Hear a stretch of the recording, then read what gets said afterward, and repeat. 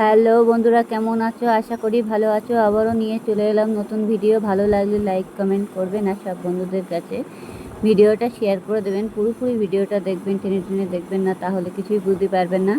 যাই হোক, লাউ দিয়ে মাছের মাথা কিভাবে করবেন আর ডাল, সেটা একবার দেখে নিন। পুরোপুরি ভিডিওটা দেখবেন, টেনে টেনে দেখবেন না, তাহলে কিছুই বুঝতে পারবেন না। যাই হোক, এখানে আমি একটা লাউ নিয়ে নিয়েছি, আর লাউটা হচ্ছে সরু লাউ, আর খেতেও খুব সুস্বাদু, অসাধারণ।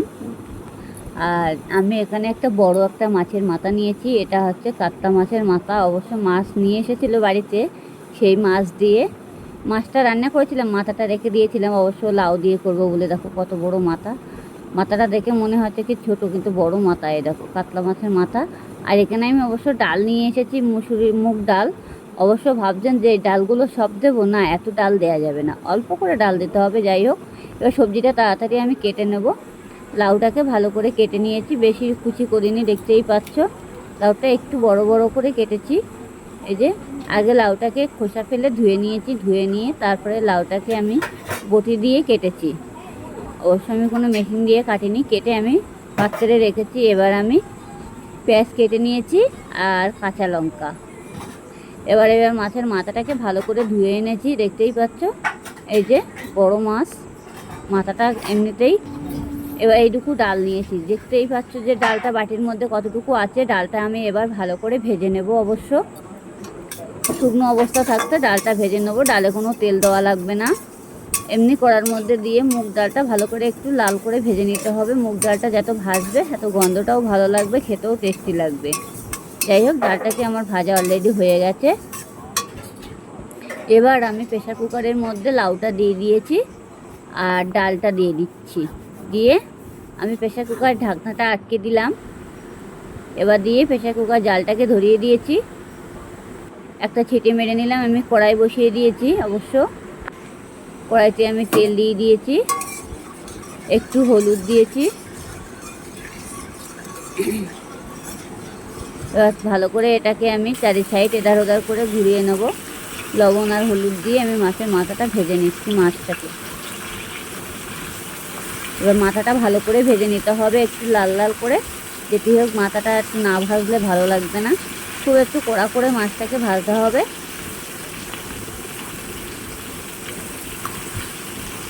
আর মাথাটা বেশ বড় আছে, ওর জন্য আর ভাবলাম যে তাড়াতাড়ি করে দেখে না দিয়ে মাথাটাকে আমি লাউ দিয়ে রান্না করে ফেলি।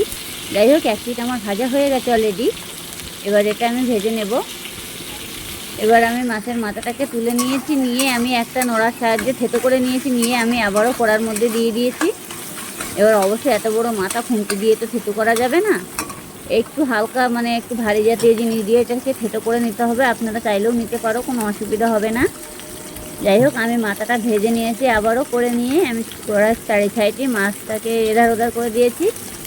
এবার আমি যে মশলাটা কেটে রেখেছি সেটা আমি দেবো বলে, যার জন্য আমি তেলটা হালকাভাবে গোল করে রেখেছি। এবার কী কী মশলা দেবো সেটা আপনাদেরকে জানানো হবে। 2 কোয়া রসুন দিয়েছি। এই যে দেখতেই পাচ্ছ, গোটা আছে রসুনগুলো, আমি থেতো করিনি। আপনারা চাইলে থেতো করে দিতে পারো, কোনো অসুবিধে নেই। গোটাই দিয়েছি আমি। কালো জিরে ফোড়ন দিলাম। কালো জিরে ফোড়ন মাছ দিতেই হবে, না দিলে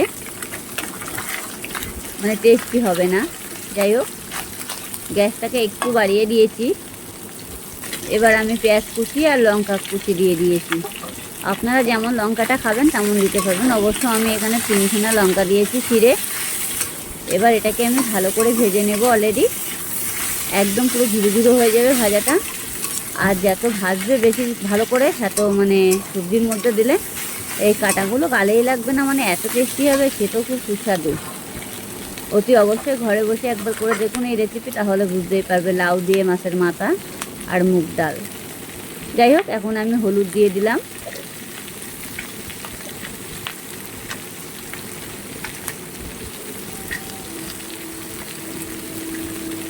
এবার আমি লবণ দিয়ে দিচ্ছি। লবণটা সেই বুঝে দিতে হবে।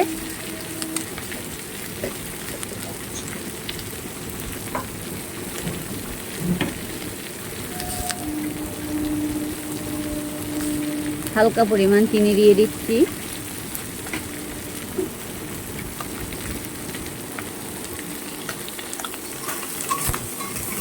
এটাকে আমি ভালো করে এবার নাড়াচাড়া দিয়ে দেব।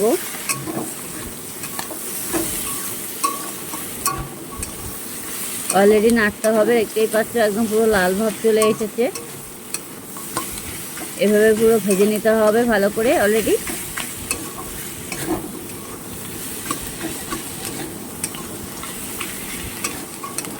একদম মাথা পুরো ছাড়া ছাড়া হয়ে গেছে, একদম পেঁয়াজ ট্যাজ সব কিছুই আমার ভাজা হয়ে গেছে পুরোপুরি।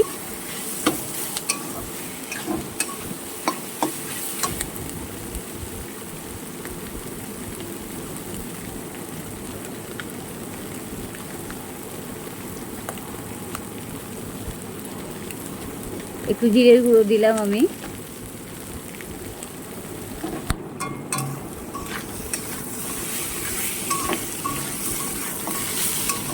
এটাকে ভালো করে নাড়তে হবে যাতে কড়াই না লেগে যায় সেইভাবে। আর এটা কড়াই লাগার কোনো সম্ভাবনা নেই। আর যদি আপনারা মানে ধীরে ধীরে নাড়েন তাহলে তো লেগে যাবে। একটু নাড়তে হবে মানে এগুলো ভাজার সময়। যাই হোক, আমার যে সবজিটা সিদ্ধ করেছিলাম লাউ দিয়ে আর ডালটা, সেটা আমি দিয়ে দিচ্ছি। এই দেখো ঢেলে দিলাম। অবশ্য প্রেসারিতে কোনোরকমভাবে একটা ছিটি মেরেছিলাম। আবার বেশি ছিটি মারবেন না, যাতে আবার গোলে ঘ্যাট হয়ে যায়, তাহলে অসুবিধা হয়ে যাবে, ডাল হয়ে যাবে।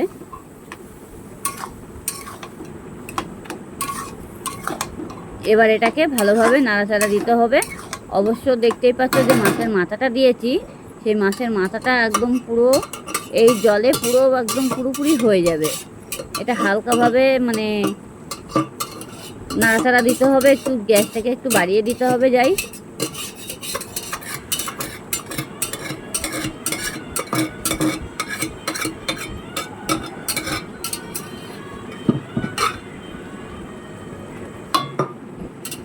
এবং আমার প্রেসার কুকারের মধ্যে যেটুকু ছিল সেটুকু আমি কেকে দিয়ে দিচ্ছি।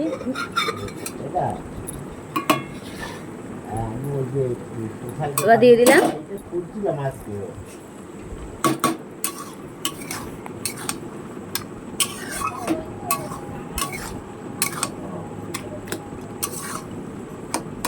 যাই হোক, এবার ভালো করে নাড়াচাড়া দিতে হবে।